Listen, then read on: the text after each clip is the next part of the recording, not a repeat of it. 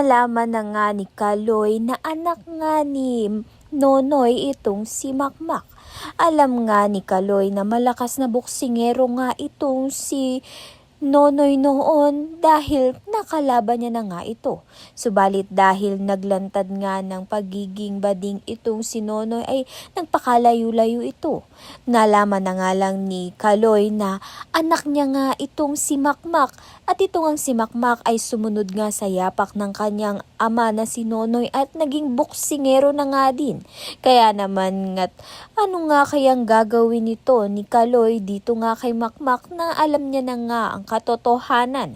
Sa kabilang banda naman nga, gusto na nga ni Gloria na magkita na nga itong si Nonoy at si Makmak dahil nagkita nga sila sa isang mall.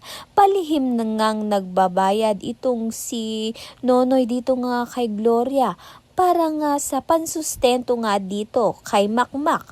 Subalit dahil nga alam ni Makmak na iniwan nga siya nito ni Nonoy.